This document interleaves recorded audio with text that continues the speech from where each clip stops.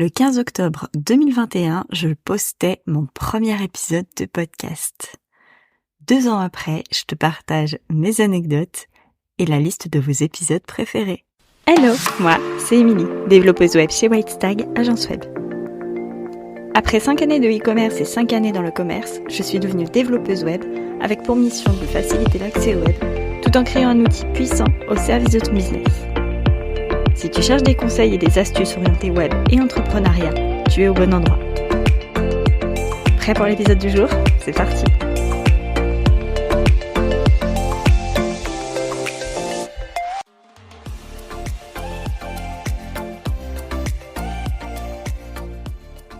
Hello, je suis super contente de te retrouver pour ce nouvel épisode. Un épisode très spécial puisque dans cet épisode, on fête les 2 ans du podcast. Parce que oui, ça fait déjà 2 ans que j'ai lancé Stag, Stop and Take a Gin. Un rendez-vous donc tous les 15 jours le vendredi à 18h au moment de l'apéro pour partager un verre ensemble. Aujourd'hui donc je vais te dévoiler quelques petites anecdotes concernant le podcast et puis aussi faire le top 5 de vos épisodes préférés. Mais avant de commencer tout ça, je tenais d'abord à vous remercier d'être nombreux et nombreuses à m'écouter parce que bien sûr, si j'avais lancé ce podcast il y a 2 ans et qu'il n'était absolument pas écouté, tu te doutes bien que je l'aurais arrêté. Si ça continue, tout ça, c'est grâce à vous. Alors merci, merci, merci, merci. Alors on va remonter un petit peu le temps et on va remonter à 2 ans en arrière, on va remonter à août 2021. En août 2021, je fêtais mes 30 ans. Pour moi, c'était un gros cap, tu sais, le cap des 30 ans. Je crois qu'il y a que les femmes qui approchent du cap de la trentaine qui me comprendront ou qui l'ont déjà passé. Et j'avais envie du coup de tenter de nouvelles expériences, de tenter d'autres choses et de sortir un petit peu de ma zone de confort, mais pas trop. Ce qui était à la mode à ce moment-là, c'était les Reels sur Instagram, les vidéos sur YouTube et sur TikTok. Et c'était le début des podcasts, ou en tout cas l'émergence des podcasts. Faut avouer que pour une introvertie comme moi, le format Reels, c'était pas top, le format vidéo ou live encore moins. Par contre, le podcast, c'était un bon entre-deux parce que du coup, j'avais pas forcément l'image, mais j'avais au moins l'audio et ça me permettait moi aussi d'humaniser mon compte. Je me suis lancée, j'ai osé me lancer en achetant tout bêtement un micro sur Amazon à 40 € à l'époque en me disant, voilà, je l'achète et comme ça, je suis obligée de me lancer. Je l'ai reçu, il a traîné 1 mois dans les cartons avant que je me décide à trouver une date pour sortir mon tout premier épisode de podcast. J'ai choisi le 15 octobre. Pourquoi le 15 octobre ? Parce qu'en fait, le 1er octobre, j'avais déjà choisi cette date pour ma newsletter. Et je me suis dit, si j'attends le 1er novembre, je ne le ferai jamais. Je crois que j'ai bien fait puisque ça fait maintenant tout pile 2 ans au moment où tu écouteras cet épisode que le podcast est sorti. Autre anecdote pour ce podcast et qui reste vraiment bien dans ma tête depuis ce temps-là et qui me sert aujourd'hui de leçon, c'est l'enregistrement de mon tout premier épisode. Il faut savoir que je suis quelqu'un de très organisé. J'aime beaucoup les deadlines, j'aime noter, planifier. J'aime quand c'est écrit et quand c'est acté. Mais malgré ça, je fais toujours absolument tout en dernière minute. Parce que oui, j'estime toujours avoir le temps. Et sauf que je gère très mal mon temps. Donc je me suis retrouvée le vendredi 15 octobre 2021 à enregistrer mon épisode. Enfin, c'est pas tout à fait vrai parce que j'ai commencé le jeudi soir, donc le jeudi 14, à enregistrer un épisode pour lequel j'ai littéralement fini en pleurs parce que oui, je n'y arrivais pas. Déjà, je sais pas si t'as déjà essayé d'enregistrer ta voix et de t'écouter, mais ça a été un gros choc pour moi de me dire « Oh mon Dieu, c'est à ça que ça ressemble et je vais l'infliger aux gens ». Ça a vraiment été un petit choc émotionnel. Donc déjà, il a fallu que je m'adapte à ça.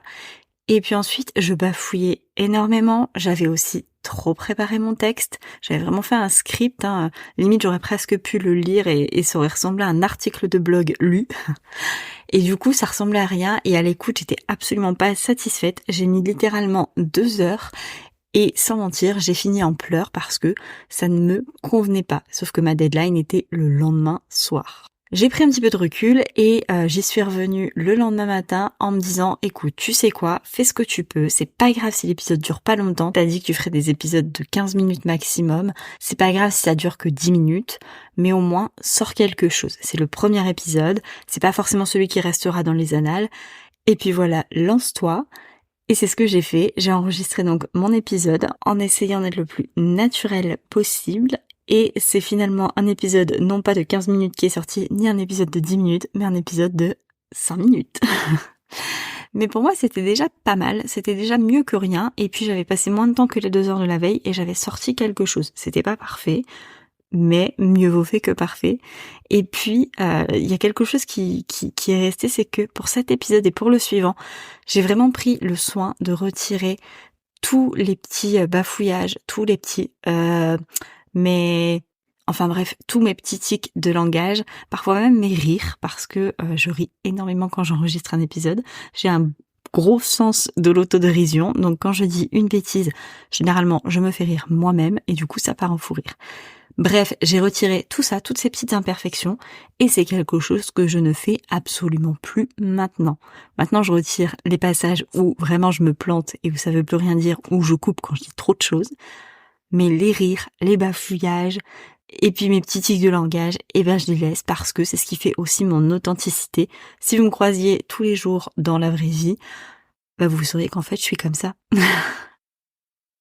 En 2 ans, j'ai eu le temps d'enregistrer quand même 35 épisodes. Enfin, celui-ci, c'est mon 35e épisode. J'ai pas été très très régulière. J'ai sauté parfois des semaines, mais je voulais pas créer du contenu pour en créer.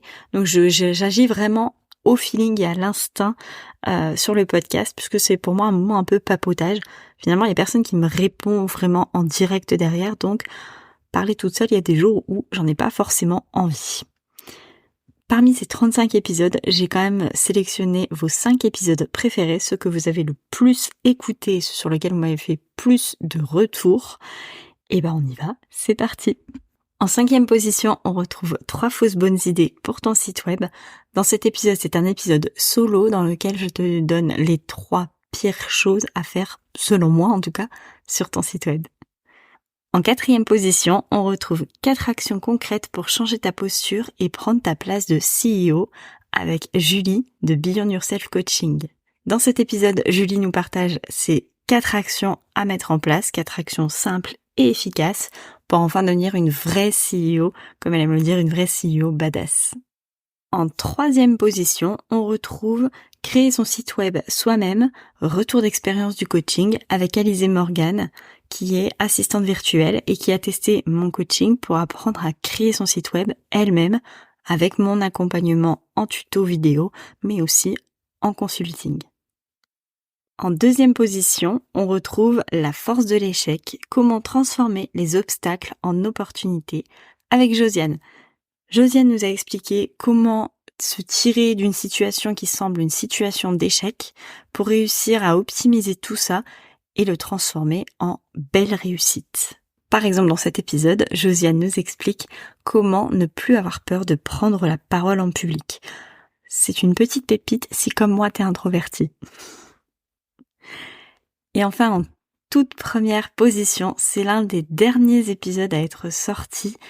Et c'est le premier à être sorti avec un format différent, un nouveau format, celui où maintenant je mets une intro avant le générique. Bref, c'est le pouvoir de l'identité de marque, comment booster sa confiance et son engagement à coup sûr avec Anne-Sophie de Studio Anso. Dans cet épisode, Anne-Sophie nous explique avec 2 cas concrets comment l'identité de marque peut t'aider à rebooster ton entreprise, et puis elle nous donne toutes ces petites astuces.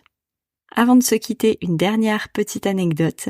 Quand j'ai créé ce podcast, mon objectif c'était pas forcément de faire des épisodes seuls, ou en tout cas pas que faire des épisodes seuls.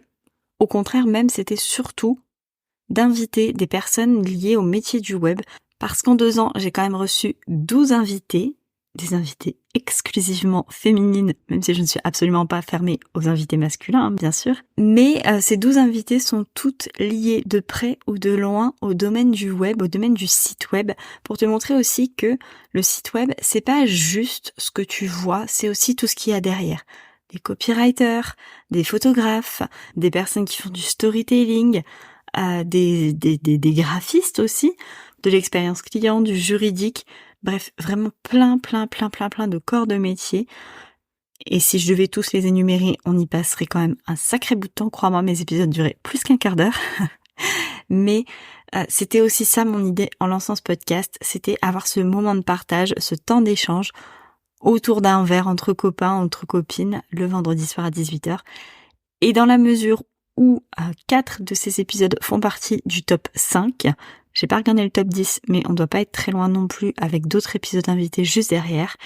Je crois que j'ai réussi ma mission et j'ai atteint mon objectif qui était d'inviter des pros du web à parler site web et entrepreneuriat. Je tenais encore à te remercier de m'écouter et d'être fidèle. Si c'est ton premier épisode, j'espère qu'il te donnera envie d'aller écouter les autres. Moi, c'est Émilie, je suis développeuse web chez Wisetag et j'accompagne les solopreneurs à créer un site web puissant au service de leur business. On se retrouve dans 15 jours pour un nouvel épisode et comme à chaque fois depuis maintenant 2 ans, je te souhaite une très belle soirée, une très belle nuit, un très beau week-end, une très belle semaine, peu importe quand tu écoutes cet épisode et je te dis à tout bientôt.